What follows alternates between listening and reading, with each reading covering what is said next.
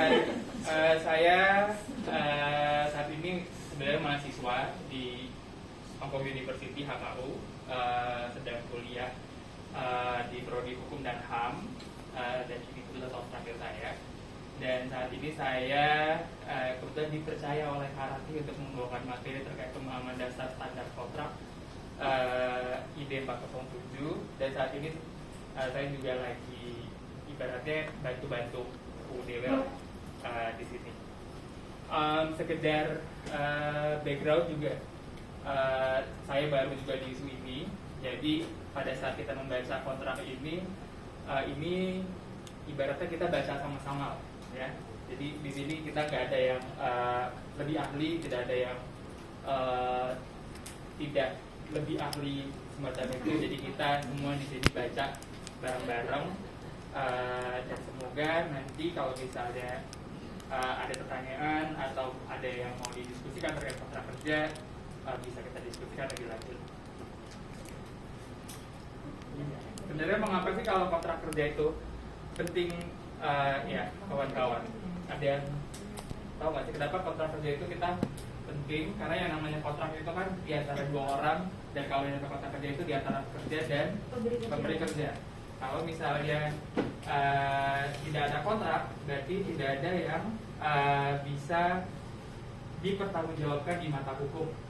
Jadi ibaratnya jangan pernah bekerja tanpa ada kontrak, karena kontrak ini yang nanti akan melindungi kawan-kawan, melindungi kita semua, yang semua kita ini bekerja. Bila ada persengketaan dengan pemberi kerja, atau juga bila ada persengketaan atau permasalahan dengan pemerintah setempat yang berakar dari jenis pekerjaan yang dilakukan. Misalkan kawan-kawan diminta melakukan pekerjaan yang di luar kontrak kerja yang ada, dan itu sebenarnya kawan-kawan juga bisa dikenakan sanksi dari pemerintah Hong Kong, dan itu ada di kontrak kerjanya sendiri. Kalau aku lihat kawan-kawan juga ada punya kontrak kerjanya di sini. Kita bisa bareng. Ada yang belum dapat? Ada yang kurang satu lembar. Lembar kedua. Tapi ya. Kurang jelas Enggak, tapi ini gambarnya aja sebenarnya. Tapi ini salinan kontrak kerja kawan-kawan. Siapa yang belum dapat halaman 2?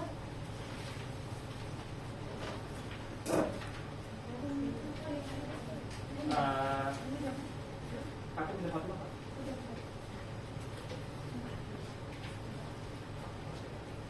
Berbahasa Indonesia. Sebenarnya standar kontrak ID 407 ini kan dalam bahasa Inggris ya, adanya. Jadi kalau kawan-kawan ke imigrasi juga itu dalam bahasa Inggris, tapi Karati dan kawan-kawan UDW berbaik hati untuk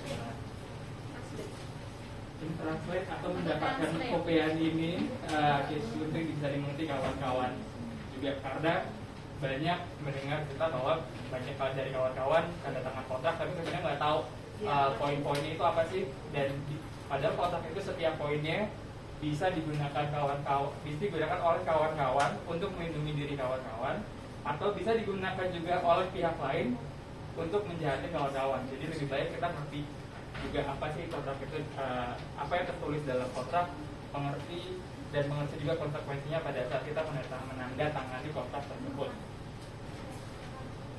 Karena sejujurnya kalau saya sempat bekerja di tempat lain, pada saat saya dikasih kontrak kerja juga saya jarang baca.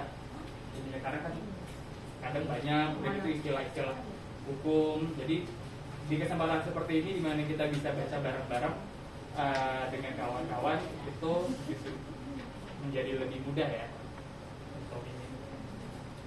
Nah, kalau terkait kontrak kerja standar ID 407, ada beberapa elemen yang bisa kita lihat. Di sini yang pertama kita bisa mendiskusikan terkait siapa pihak-pihak terkait atau pihak-pihak yang terhubung dalam kontrak tersebut. Kemudian juga tadi Karati juga sempat bilang soal ada durasi pekerjaan, ada juga cakupan pekerjaannya, kemudian upah dan tunjangannya juga tertulis dalam kontrak kerja. Kemudian juga ada ini yang penting terkait akomodasi, privasi dan kelayakan. Seberapa layak jenis akomodasi yang pemberi kerja harus berikan pada kawan-kawan, itu juga tertuang di dalam kontrak kerja yang nanti kita bisa lihat bareng-bareng.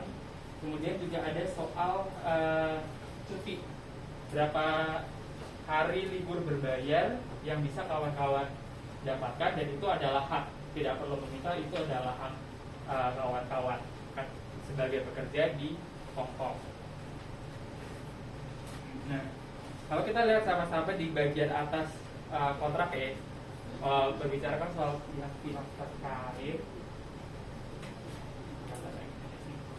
Di sini tertulis kontrak ini dibuat antara majikan dan pembantu pada tanggal sekian-sekian, berarti kontrak ini ditandatangani oleh majikan dan kawan-kawan. Tidak boleh kontrak ditandatangani oleh kawan-kawan dan yang bukan majikan, atau majikan dengan orang yang bukan kawan-kawan. Jadi tidak boleh ada pihak yang diwakilkan, karena ini akan mengikat di mana kawan-kawan harus bekerja, di mana kawan-kawan harus terikat melakukan pekerjaan terhadap orang yang menandatangani kontrak kerja tersebut. Dan ini juga ada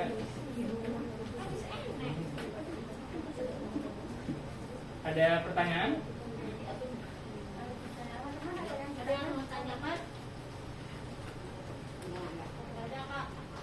Dan di sini juga di bagian terakhir bisa dilihat pihak-pihak yang harus bertanda tangan di kontraknya. Ada majikan, saksi, majikan, kemudian pembantu dan juga saksinya. Saksi bisa dari KJRI, P3RI, yang biasanya juga mendapatkan stempel dari KJRI.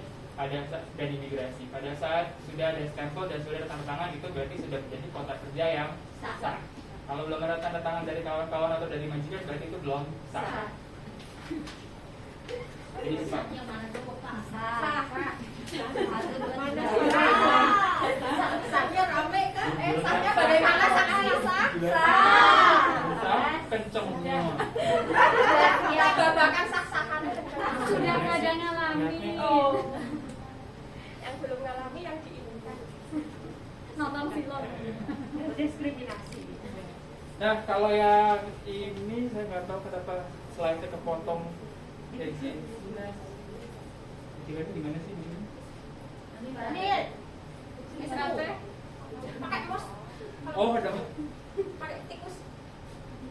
Nah, Masuk kecil-kecil Pak. Yang di belakang nggak kelihatan. kelihatan ya? Ya. Oke. Oke. Dan kalau ini adalah soal yang kedua, tadi kan yang pertama elemen terkait pihak terkait. Yang kedua adalah elemen terkait durasi pekerjaan. Seperti yang kawan-kawan tahu, satu kontrak kerja ini durasinya adalah 2 tahun. Di poin 2 yang A, kalau akan saya bacakan, pembantu akan dipekerjakan oleh majikan sebagai pembantu rumah tangga untuk jangka waktu 2 tahun, dimulai sejak tanggal kedatangan pembantu di Hong Kong. Atau di poin B, pembantu akan dipekerjakan oleh majikan sebagai seorang pembantu rumah tangga untuk jangka waktu 2 tahun, dimulai sejak tanggal tertentu yang merupakan tanggal berakhirnya kontrak PRP nomor sekian untuk pekerjaan dengan majikan yang sama.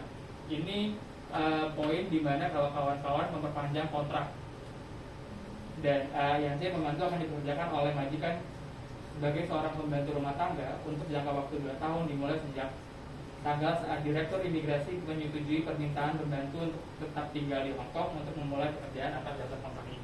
Jadi sebenarnya tinggal pilih poin A, B, C, tergantung situasi kawan-kawan. Di mana kawan-kawan baru mulai kerja atau kawan-kawan melanjutkan kontrak baru dengan majikan yang sama atau mengganti majikan. Tapi poinnya adalah ini satu durasi, aku ngomongin durasi kontrak kawan-kawan itu per 2 tahun, dan ya per 2 tahun harus diperpanjang atau bisa tidak diperbaharui. Nah, nanti Harus ini pulang. kita ngomong dulu, jadi ya harus pulang.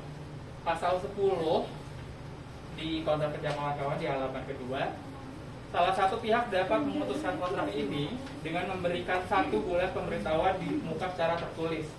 Jadi bila kawan-kawan ingin memutuskan kontrak kerja dengan alasan terserah alasan kawan-kawan, diharapkan dapat memberikan 1 bulan pemberitahuan di muka secara tertulis, atau kawan-kawan kena penalti di sini membayar 1 bulan gaji sebagai ganti tidak adanya pemberitahuan.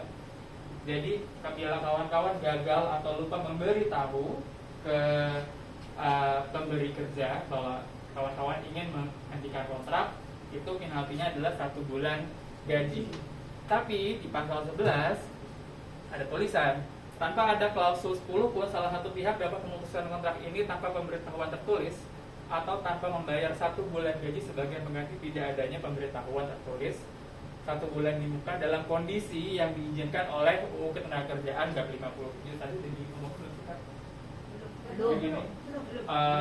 Nah ini pada saat kalau misalnya kawan-kawan nanti buka bab ketenagakerjaannya itu apabila ada keadaan mendesak, keadaan yang mengancam jiwa, mengancam keselamatan kawan-kawan dan bisa dijustifikasi, poin 11 ini menjadi pegangan kawan-kawan untuk tidak dikenakan biaya 1 bulan karena ada kondisi mendesak yang membuat kawan-kawan harus memutuskan kontrak pada saat itu. Misalkan teman-teman itu di dipukul, terus yang menghalangi pelecehan fisik dan seksual juga. kalau memang ini ya itu boleh langsung meninggalkan rumah majikan tanpa harus memberikan norma notis. Ya biasanya dikenalnya dengan norma notis.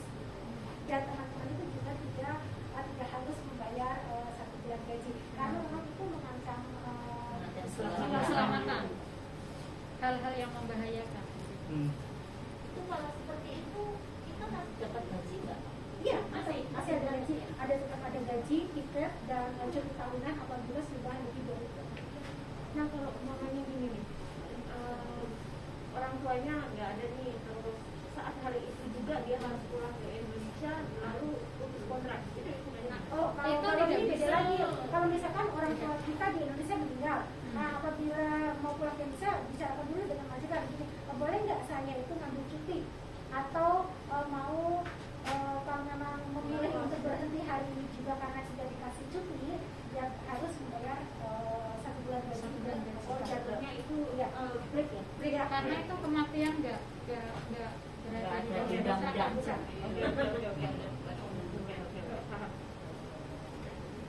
Lanjut ya, dan poin 12 dalam setiap pemutusan kontrak baik majikan maupun pembantu harus memberitahu imigrasi secara tertulis dalam waktu 7 tahun dari tanggal pemutusan. Ini poin-poin terkait durasi pekerjaan. Nah, ini yang selanjutnya adalah cakupan pekerjaan. Pekerjaan apa aja sih yang kawan-kawan boleh lakukan dan kawan-kawan boleh menolak untuk melakukan di dalam kontrak kerja. Itu ada di yang pertama pasal 4, pembantu hanya akan menjalankan tugas-tugas rumah tangga seperti yang terdapat pada daftar akomodasi dan tugas-tugas rumah tangga terlampir bagi majikan. Berarti ini ya daftar akomodasi dan tugas-tugas rumah tangga. B, pembantu tidak akan menjalankan atau tidak akan diharuskan oleh majikan untuk menjalankan segala bentuk pekerjaan lain dengan pihak lain. Jadi apabila pemberi kerja meminta kawan-kawan melakukan pekerjaan yang untuk kepentingan orang lain dan juga bukan pekerjaan yang terkait oleh majikannya sekarang, ini tidak diperbolehkan di poin B. Poin C, majikan dan pembantu dengan ini memahami bahwa klausul 4A dan 4B akan membentuk bagian dari persyaratan untuk tinggal yang akan dikenakan terhadap pembantu oleh Departemen Imigrasi setelah pembantu diizinkan untuk bekerja di Hong Kong berdasarkan kontrak ini. Pelanggaran atas 1 atau 2 persyaratan tinggal tersebut akan mengakibatkan pembantu dan atau yang bersekongkol melakukan pelanggaran dapat dikenakan tuntutan pidana.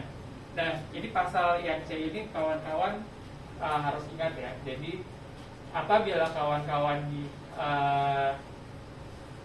diminta untuk melakukan aktivitas di luar cakupan kontrak kerja, dan maksudnya nggak tahu ya kira-kira berjualan di toko implikasi dari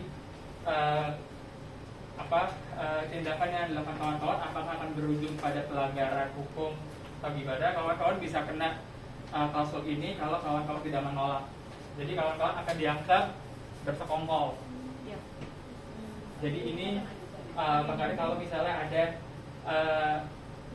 katakanlah disuruh ngebersihin rumah temennya majikan yang ini, itu kalau kan ya pada saat jatuh tiba-tiba nanti ada apa?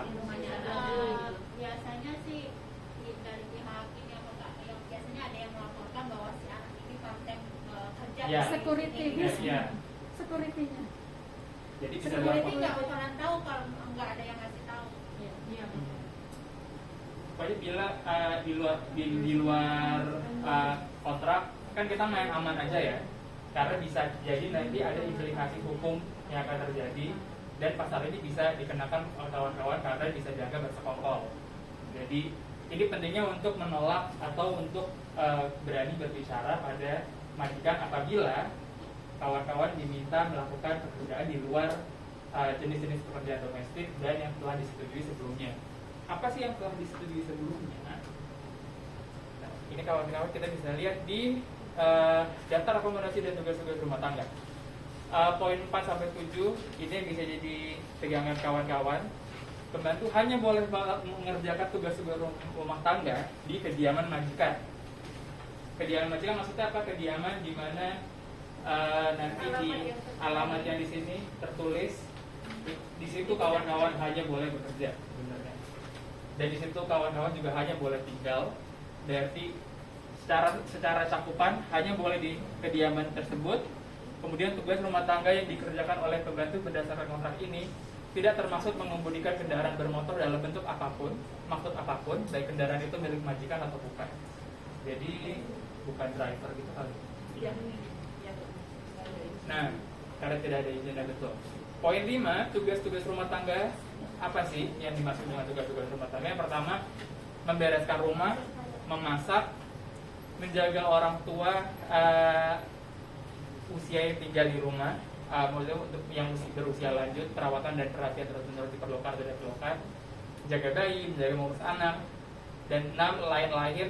Nah, lain-lainnya ini juga sebenarnya juga harus dijelaskan di dalam kontrak kerja, karena sering terjadi bukan di kontrak, jadi misalnya di konteks pekerjaan lain, di mana lain-lainnya adalah segala pekerjaan yang Keluar dari konteks akan diminta oleh pemberi kerja. Berarti kan itu kalau dari pasal hukum, kalau dari bacaan hukumnya itu perkataan yang sangat terbuka terhadap berbagai hal. Jadi nggak mengerucut dan sangat ambigu. Betul.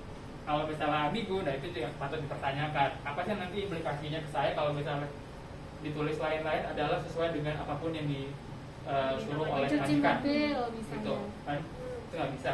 Jadi lain-lainnya pun tetap harus didefinisikan secara akurat dan didefinisikan secara detail.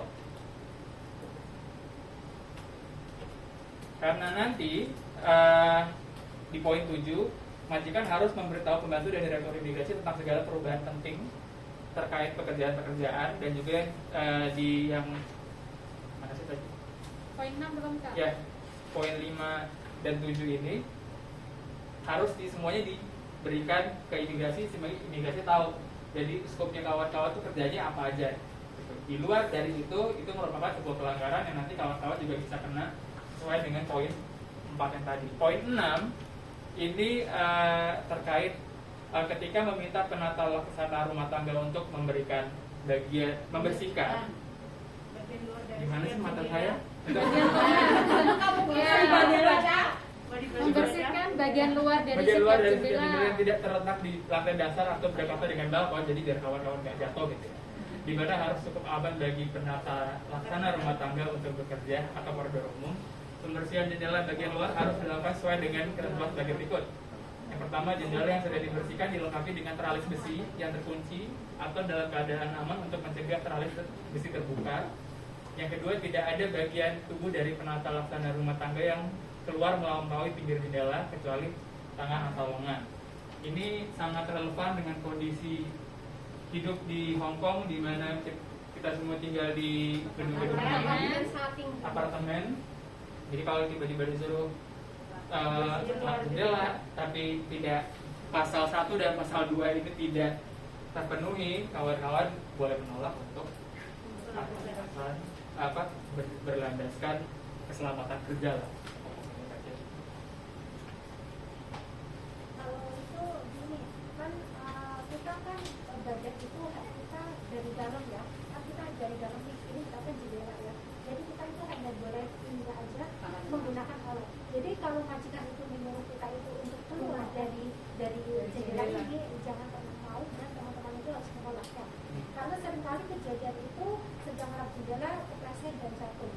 Seperti udah banyak sekali yang seperti ini. Jadi apabila memang disuruh untuk lap jendela menggunakan alat itu kan bisa. Nah, tadi ya berarti harus ada transisi dan hanya boleh tangan yang keluar, tidak boleh tangan bersih. Lengan,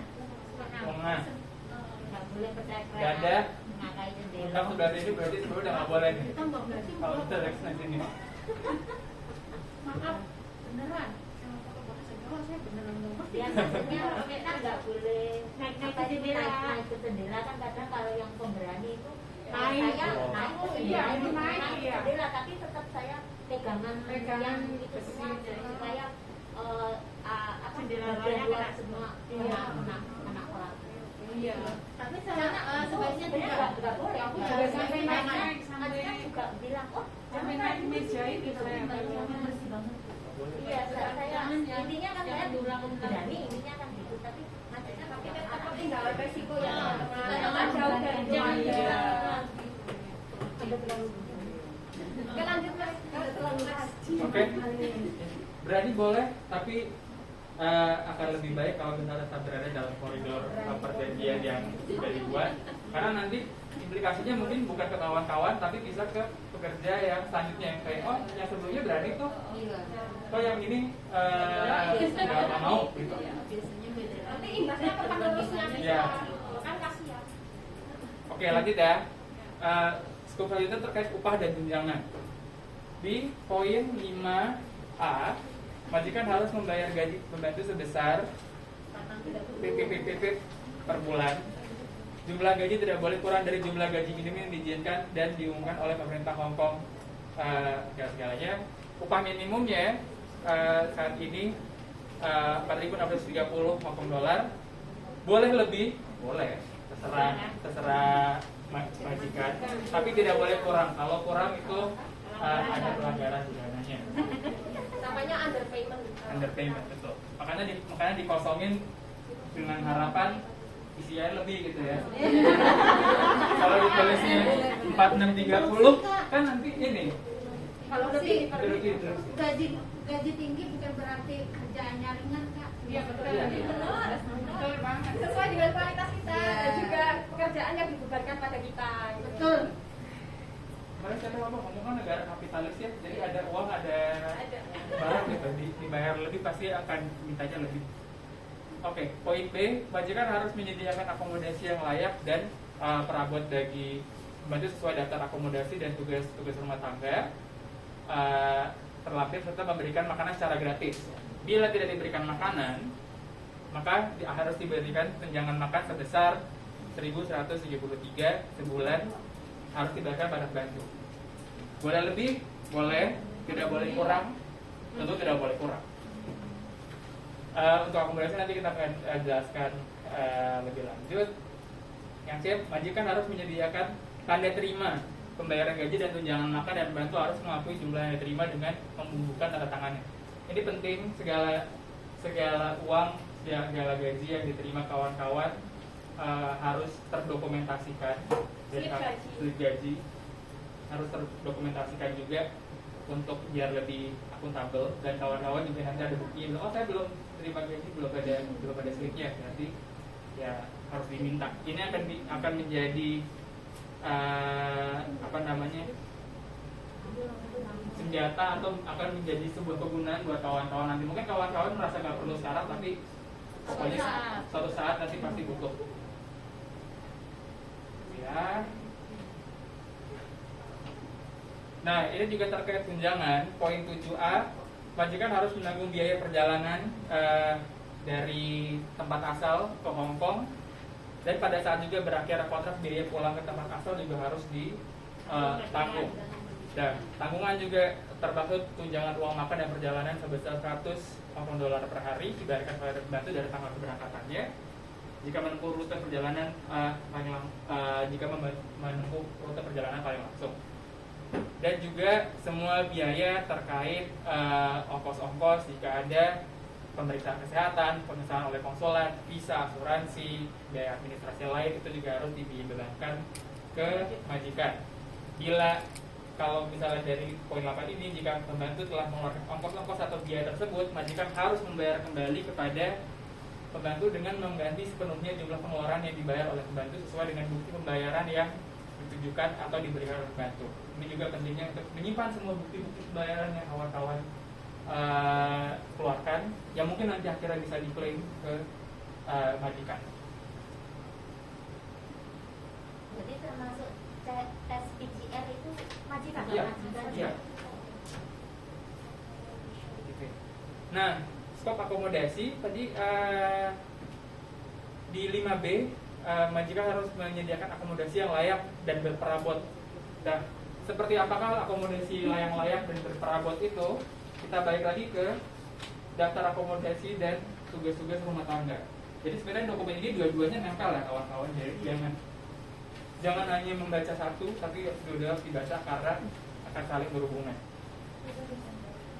Nah, kelayakan akomodasi dari kawan-kawan ini sebenarnya akan tertulis di kontrak kerjanya. Di poin kedua, terkait tempat kediaman majikan dan jumlah orang yang akan dilayani itu harus tertulis jelas, rumahnya seperti apa, luasnya seperti apa, kemudian berapa orang yang tinggal, berapa orang dewasa, anak-anak, anak berusia 5-18 tahun, anak di bawah 5 tahun, bayi, kemudian berapa orang yang kira-kira memerlukan perawatan atau perhatian terus-menerus. Itu semua harus tercatat di daftar akomodasi dan tugas-tugas rumah tangga yang nanti harus dicantumkan bersama dengan kontrak kerja yang kawan-kawan punya.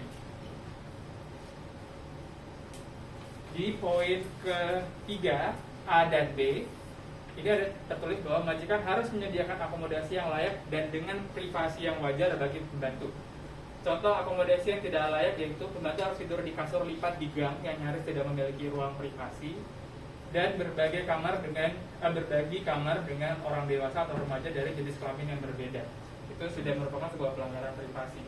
Jenis pelanggaran privasi yang lain yang sempat dengar adalah apabila dipasang CCTV di dalam kamar. Itu merupakan jelas-jelas sebuah hal yang ilegal karena CCTV kalau di dalam nama ordinance tentang komunikasi ordinance ini, CCTV hanya boleh dipasang untuk tujuan kepentingan dan ketertiban umum. Bila tidak ada tujuan tersebut, CCTV tidak boleh dipasang. Dan pemasangan CCTV di kamar sebenarnya sudah merupakan sebuah pelanggaran hak privasi kawan-kawan, dan itu boleh dilaporkan. Nggak apa-apa, lanjut aja. Oke. Asal iklan. Dan di majikan juga harus menuliskan informasi terkait berapa luas kamar pembantu, kemudian apabila tidak ada kamar terpisah, di mana pembantu harus tidur berbagi kamar dengan siapa, kemudian apakah ruangannya ada pemisah atau tidak, dan lain-lain belasan itu harus dijelaskan secara detail. Kemudian fasilitas-fasilitas yang disediakan ada listrik, jamban kamar mandi, tempat tidur, selimut, bantal, dan sebagainya. Biasanya permohonan visa masuk biasanya tidak akan disetujui dalam fasilitas pokok dari A sampai F tidak disediakan secara cuma-cuma. Betul kan kawan-kawan? Jadi sebenarnya secara jelas detail tertulis di dalam daftar akomodasi dan tugas-tugas rumah tangga ini. Bila kawan-kawan datang atau kondisi akomodasinya berubah, tadi kan ada pasal di mana segala perubahan harus disampaikan ke imigrasi. Bila tidak disampaikan ke imigrasi, sebenarnya itu bisa dikatakan tindakan yang melanggar, tindakan yang ilegal. cuti. Nah, ini tadi saya sempat berbicara terkait cuti. Di poin 6 kontrak kerja, pembantu berhak atas seluruh hari istirahat, hari libur resmi, dan cuti tahunan yang dibayar sebagaimana ditentukan oleh UU Ketenagakerjaan. Hari istirahat, semua tahu 1 hari dalam 7 hari. Hari libur resmi 13 hari per tahun. Cuti tahunan yang hanya dapat diambil setelah bekerja dengan majikan yang sama selama minimum 12 bulan. Perhitungannya per tahun dapat 14 hari. Tapi begitu perpanjangan kontrak lagi tambah 3 tambah 3 tambah 3. Begitu kan? Dua. Atau 3? Dua. Ngecek nih. Jadi gini. 2 ke 3. Kan ini 14. Itu kontrak pertama. Kontrak kedua Tahun 17. 14 tambah 17. Kemudian 17, 21, 25. Jadi per perpanjangan kontrak tambah 3. Kan iya, Enggak, setiap per kontrak. Setiap per kontrak. Tapi kalau ngitung untuk dari tahunnya itu kan Iya. nanti setiap itunya penambahannya 1 gitu. Tapi kan kalau kita itu seringkali kan menghitungnya kan per kontrak gitu. Iya. Jadi kalau per kontrak kan 2 tahun. Kontrak 2 tahun. pertama 2 tahun. Iya. Jadi 14 hari. Di kontrak kedua 4 tahun itu 17 hari. Tapi nanti kalau ada seperti yang saya tadi bilang itu kan 18 bulan. Jadi nanti pun itu ada perhitungannya sendiri bagaimana cara berhitungnya. Paham kawan-kawan? Jadi begini. Saya pun bingung. Nah, tahun ketiga berarti kan 7 ditambah 8, 7 ditambah 9, 7 ditambah 10, begitu loh teman-teman. Jadi perhitungannya seperti itu. Kan 1 tahunnya kan 7. Terus nanti tambah 7, 7 ditambah 7, 7 ditambah 8, 7 ditambah 9, begitu loh. Simpelnya kayak gitu. Ya, ini simpelnya begitu. Karena tahun Tahunnya itu kelima. tahun ketiga dapatnya 8 hari itu bukan 7 ditambah 8. Tahun ketiga 8 hari. Rugi dong, Pak. Iya, berapa? Tahun ketiga dapatnya 8 hari. 17 hari. Tahun ketiga dapatnya 8 hari. Gimana itu gitu? Maksudnya 7 ditambah 8 itu gimana? Tahun pertama 7. Ini kan 7 Iya, kan berarti makanya. ketiga. Maksudnya tahun ketiga itu dapatnya 8 hari kan, berarti yang 14 hari itu 14 ditambah 8 gitu. ini. Terus Nah, hasil sini tambah sini. Nah, langsung tambah 9 kan? Enggak 7 tambah 8 Iya, 9. Nah, berarti kan yang ditambah yang di sini aja gitu. Iya, Yang ada iya. tambah gitu. Oh, enggak. Nah, kalau Jadi sistemnya itu hanya tambah 1 hari gitu. iya, 1 tahun itu iya, tambahnya 1 hari. lompatannya itu ibaratnya lompatannya itu 1 gitu. Setelah kontrak pertama Iya, ya ditambah 1 hari per tahun. Tambah 1 hari. Saya ada pertanyaan. Apakah cuti tahunan harus diambil atau bisa diuang? Tergantung. Kalau misalnya kita mau pulang bisa diganti dengan tiket. Kalau misalnya kita tidak pulang bisa diganti dengan uang. Tapi dengan catatan berdasarkan kesepakatan dari Antara majikan dengan. Tapi saya pulang ngambil cuti tapi balik ke sini juga dapat uang. Ya itu beda itu. Tapi itu kan kesepakatan Itu ya. Berarti Kesepakatan itu. Saya mau tanya. Iya. Saya mau tanya. Kan untuk yang kemarin ini kan masa pandemi banget ya.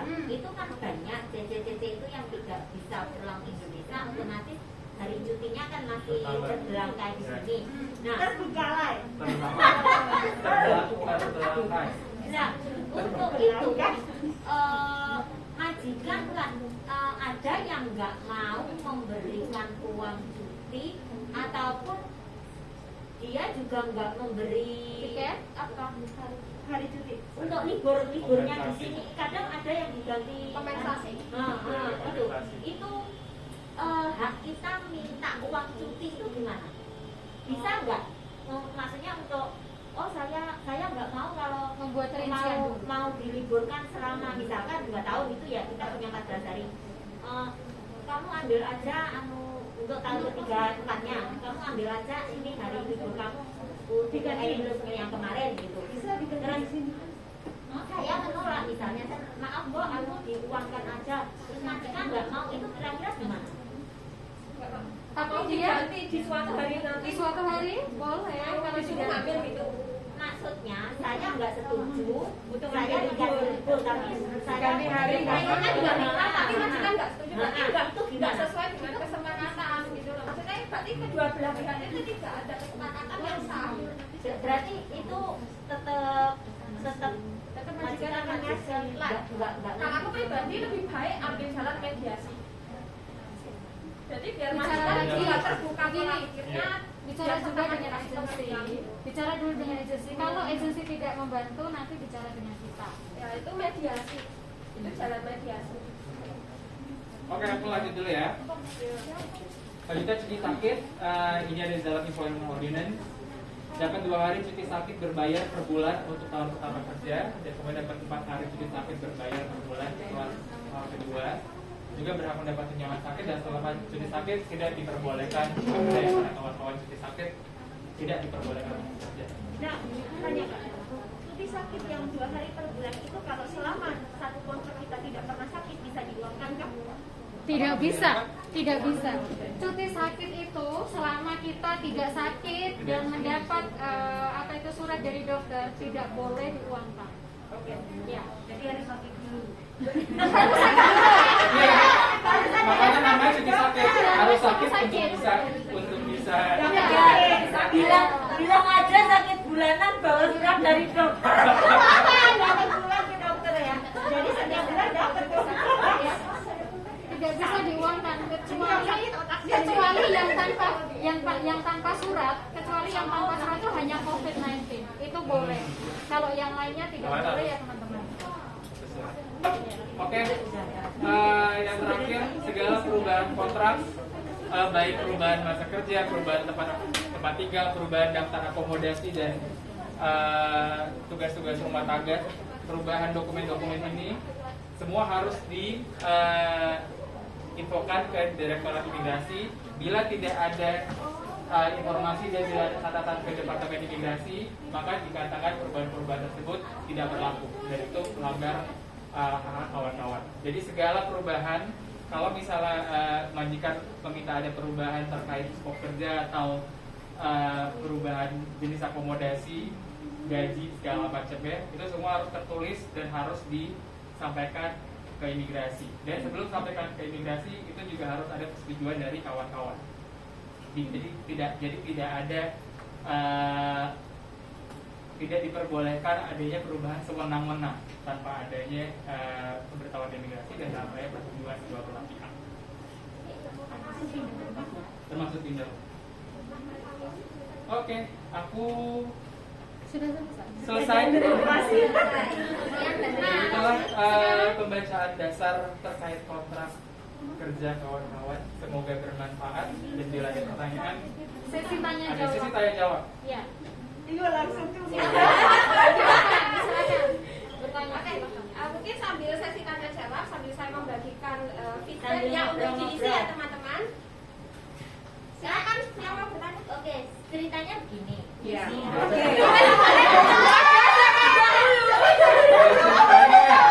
Diisi ya, Mbak. Majikan saya kan mau renovasi rumah. Ya. Ya. Terus majikan jadi satu sama nenek di lain blok. Ya. Otomatis saya kan nggak ada tempat di blok lain itu rumahnya lebih kecil dan saya juga nggak bisa tinggal di sana. Terus majikan kan suruh saya sendiri selama 3 bulan. Tapi karena keadaan saya nggak setuju untuk cuti. Terus saya memberi opsi lain. Saya mengajukan ke majikan untuk mencari tempat stay out di lokasi dekat dengan majikan itu. Terus karena saya kasih masukan untuk majikan, oke saya setuju kalau itu uang tiket kamu nanti buat bayar kos-kosan kamu. Itu dari keadaan ini, apakah saya melanggar hukum? Nah, sebetulnya nggak boleh ya. Melanggar. Nggak boleh juga. Kalau Ya. mau ngomong dari kacamata hukumnya ya, Iya. karena tidak kawan-kawan tahu kan pekerja migran di sini harus tinggal bersama Yang majikan majikan dan tinggal di tempat yang sama. Jadi nggak buat live out, stay out di rumah itu. Kalau ketahuan itu jatuhnya kenanya kawan-kawan yang melanggar. Di zaman pandemi ini kan juga job stay out itu sebenarnya itu ilegal ya. Oh, itu kalau masalah job saya masih tetap. Iya, ini kan untuk sementara hingga renovasi. Renovasi kan butuh berapa bulan itu? 3 bulan, makanya saya disuruh pulang kisaran 3 bulan. Begini ya, sebaiknya meminta kayaknya ini deh. Kalau stay out itu nggak bisa. Dia harusnya Ini loh Mbak, yang saya kasuskan itu kan karena kalau statusnya stay on, otomatis kamu melanggar aturan dan sudah setuju dengan majikan itu. Nah, maksudnya suatu saat kamu yang kena gitu loh, karena majikan bisa membalikan fakta begini, karena pembantu saya juga dia yang meminta stay on gitu loh, karena menyetujui, dan kebanyakan majikan itu kalau misalnya dalam masalah itu membalikannya ke kita. atau lebih amannya lagi kita nanti sampaikan tanyakan ke KJRI ya. Hah? Tapi nggak mau Iya tetap nggak bisa. Nah, Nggak bisa. apalagi ini kan tinggal di luar. Selama untuk kontrak kerja aja tidak boleh. Sebenarnya stay out itu juga tidak boleh. Cuma kan ada masih yang menawarkan job stay out gitu kan. Itu sebenarnya nggak boleh. Kalau masalah pekerjaan sih saya tetap, jadi intinya Iya ngerti, tapi kan cuma cuma tidurnya saja saya duluan gitu. tapi nggak bisa. Tapi tetap melanggar. atau mungkin selama renovasi majikan Kecuali surat ke enggak, imigrasi. kecuali majikan melaporkan ke pihak imigrasi bahwasannya saya sudah merenovasi rumah, otomatis ceceknya saya titipkan dulu sementara di sini. Nah itu baru kami bisa aman. Tapi kalau kamu tidak melapor, majikan tidak melaporkan ke imigrasi, kamu tidak aman. Karena saya pengalaman itu. Atau nanti gini, minta solusi agensi bagaimana dia bisa membantu majikan Tetapi untuk melaporkan ke agensi juga imigrasi tidak bisa memberikan ke majikan yang harus ngomong ke agensi supaya diberikan ditolong dibantu untuk melapor ke imigrasi gitu maksud Iya, saya. minta tolong sama agensi bahwa Jadi tertulis koordinasi. sekitar misalnya 3 bulan atau 3 hingga 4 bulan supaya nggak mepet sekali kan. Kalau saya yang melaporkan sendiri itu gimana? Nggak bisa. Maksudnya Majikan. melalui majikan nulis surat atau gimana itu? Boleh online, boleh emailnya imigrasi boleh, telepon imigrasi boleh. Soalnya kontrak pertama saya di agent A ya. Terus kontrak berikutnya ini yang kontrak kedua kan. Kontrak kedua itu saya numpang proses di agent lain. Ya agent lain ini yang menyampaikan atau majikan. Karena nanti imigrasi juga akan tanya nomor Tetapi Mbak, ID card majikan. kalau untuk posisi ini ya itu tidak bisa agensi loh. Tidak bisa agensi karena itu pengalaman saya pribadi, itu tidak bisa agensi dan itu harus majikan sendiri yang mendatangi pihak imigrasi. Pemberi kerja harus memberitahukan ke pihak imigrasi karena ini sangkut pautnya dengan kedua belah pihak. Misalnya ID majikan itu kan dibutuhkan sekali. ID majikan itu dan itu juga bisa Mbak, bisa cuma tanda tangan. tetapi harus majikannya Perlu tanda ini tangan. gitu. Dan terus majikannya juga harus memang memberikan bukti bahwa saya yang minta dan benar-benar saya sudah merenovasi rumah ini. Tapi boleh nggak kalau misal Kan saya sudah bilang majikan ini harus bilang saya sudah merenovasi rumah, saya punya cece, tetapi saya tidak bisa tinggal satu rumah dengan cece. Nah, saya memfasilitasi dia untuk tinggal di kosan gitu loh. Nah, nanti pihak imigrasi yang akan menentukan gitu loh. Karena nanti ujung-ujungnya nanti suruh tinggal di boarding itu sih.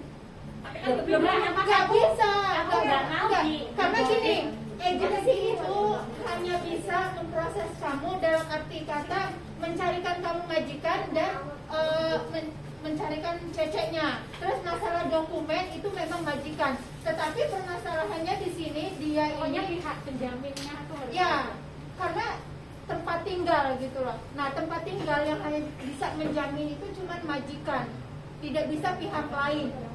Dan ingat ya, saat renovasi apabila cecenya itu disuruh tinggal di luar, itu majikan yang menanggung semua akomodasi, tidak boleh menggunakan uang kita sendiri. Ini juga harus perlu diingat. Ya, dan itu harus pokoknya majikan harus melaporkan ke pihak imigrasi. Karena banyak sekali majikan ya apabila sedang renovasi rumah atau tinggal di luar negeri itu disuruh misalkan tinggal di kontrak sementara atau di boarding house agent. Nah, tetapi mereka ini dipotong gaji. Nah, hal seperti ini tidak boleh karena bukan keinginan kita, tetapi keinginan majikan. Ada juga yang memotong dari cuti tahunan, ini juga tidak diperbolehkan.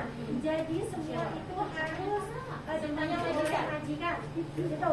Jadi teman-teman ini sendiri juga harus makan anak-anak. Apabila majikan itu pergi liburan atau sedang renovasi, oke saja kamu tinggal di boarding house di agent, kamu harus bayar sendiri, atau juga karena kamu tidak bekerja, saya potong gaji kamu atau potong gaji tahunan kalian tidak boleh. Enggak begini Miss. Itu tadi majikan hanya untuk mengambil gaji tahunan, tapi dia tidak mengambil. Tapi dan di situ tidak ada tempat yang cukup untuk dia. Kemudian dia memutuskan untuk tinggal di luar dulu. Jadi dia yang memutuskan untuk mengambil Ya, saya kasih masukan gimana Mbok kalau saya karena saya nggak mau cuti. nyari kos-kosan di area sini, di area sini misalnya itu waktu itu malamnya itu antara 60 sampai 70 atau 80 gitu kan. Terus majikan oke lah kalau memang kamu ada kayak gitu di mana di sini di belakang pasar itu buat di situ ada. Kalau di agent jangan intinya kalau di agent memang nggak mungkin, aku sendiri juga nggak mau, soalnya kalau di agensi nanti keluar masuk kan juga banyak yang belum, otomatis kan banyak anak yang belum, yang dari luar masuk, yang dari dalam keluar, itu ada konsep tapi kalau di area tempat saya sendiri otomatis nggak ada pihak luar yang maksudnya begitu lebih set lagi lah. Saya kasih masukan ke majikan gitu, terus majikan bilang kalau itu misalnya dalam 1 bulan berarti 1.200 sampai 1.800. Kalau dalam sampai 3 bulan ya nanti uang kemudian kamu buat bayar kos kamu. Majikan bilang gitu, oke saya nggak apa-apa Mbok, intinya gitu. Tapi ini kan persetujuan, sampai setuju dia setuju kan. Jadi kan tidak ada permasalahan. Enggak ada kelihatan. Tapi cuma karena saya takut itu pelanggaran itu loh, dari sisi pelanggarannya itu loh. tidak ada pelanggaran sama majikan melakukan. Nanti kan misalnya dia memberikan klarifikasi tentang renovasi. Terus untuk bisa nggak misalnya majikan saya saya minta bantuan dari pihak sini atau gimana? Sebenarnya otomatis dia bisa telepon aja di imigrasi, itu nanti ngobrol langsung klarifikasi langsung akan menamakan oleh nama-nama akan benar-benar sama. Jadi tidak perlu buat Tapi nggak gitu Mbak. Kemarin itu majikan saya telepon nggak bisa, mesti harus datang ke imigrasi. ya udah kalau selama datang nggak bisa Harus, karena mereka membutuhkan bukti. Mereka membutuhkan bukti. misalnya kan dari soal dana pasti anaknya tidak imigrasi Itu berarti caranya apa? Dapat ya nanti Imigrasi yang memberitahukan majikan. imigrasi yang akan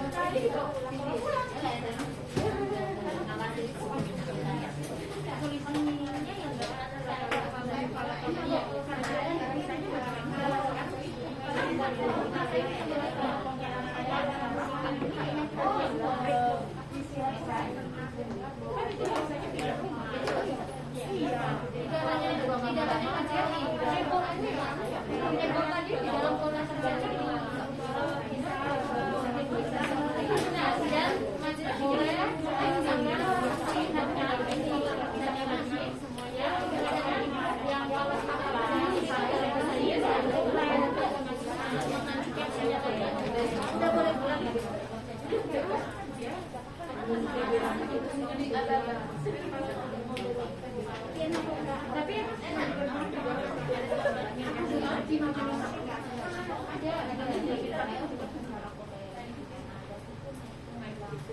Nah, di sini.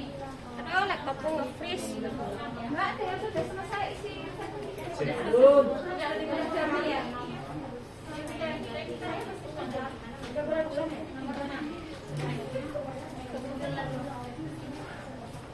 Di halaman selanjutnya. Iya, tidak boleh kamu boleh mengajukan ke majikan yang asli, jangan yang ini majikan nggak tahu. Dia ini bahasa Indonesia supaya kalian boleh paham. Jadi sampai kalau sampai di saat memberitahu majikan itu yang pakai bahasa Inggris, yang belum kontrak juga.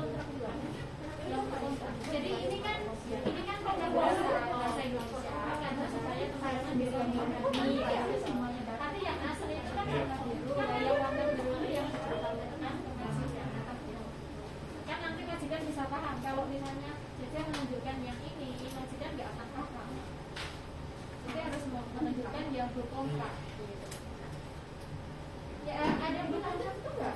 Yang tadi ya kontrak budaya itu yang ditunjukkan, terus yang di halaman terakhir ini sama, cuma dia dalam bahasa Indonesia.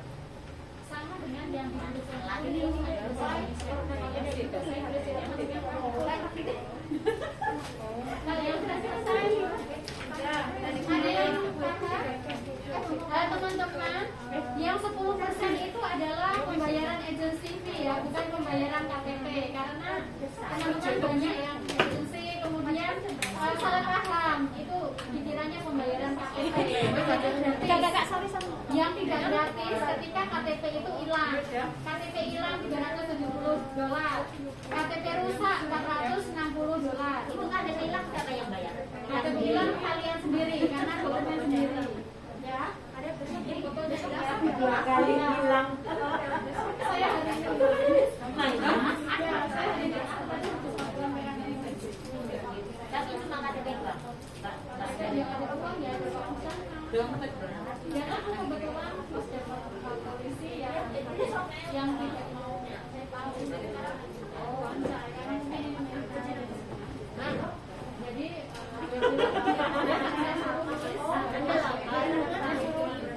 cuma ditulis KTP doang. Aku sudah tanggal 2 ya nggak punya kontak.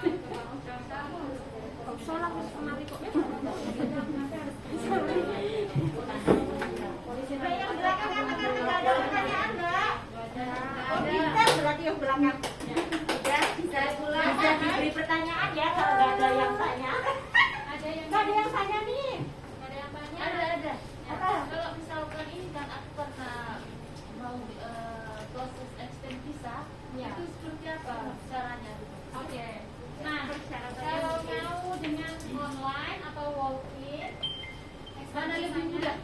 yang lebih mudah Online. online. Kalau mana caranya? Nah, caranya dia ada di grup kita tidak ya tadi? Sampai nanti kita akan kirimkan live. Oh, oke. Linknya. Ani terang yang kirimkan. Iya, nanti tak kirimkan. Jadi kita lewat link nanti kita isi data-datanya di ada beberapa surat yang harus di print out lalu dikirim dalam satu amplop ke kantor imigrasi. Oh, oke. Surat-suratnya sudah ada nggak? Sudah, aku ada. Aku ada susi ya. Terus pembayarannya ada di situ kan nanti. Nanti ada, nanti teman-teman mendapatkan surat, kemudian bawa ke 7-Eleven, membayar, dan visanya dikirim. Ya. Ya.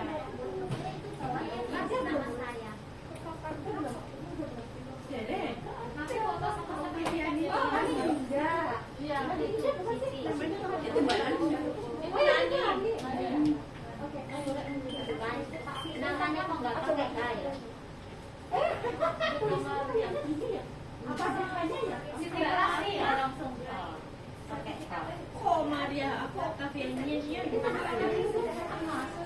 Ini dengan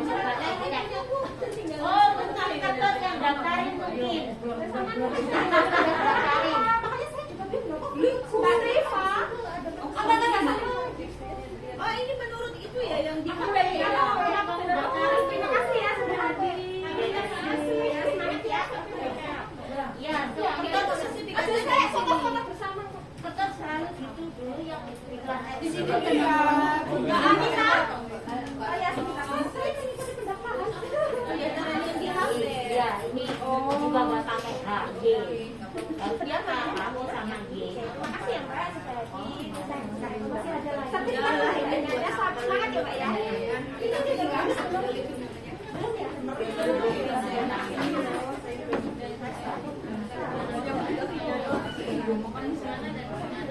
Mbak Wati ya. Mbak Wati. Ya terima kasih ya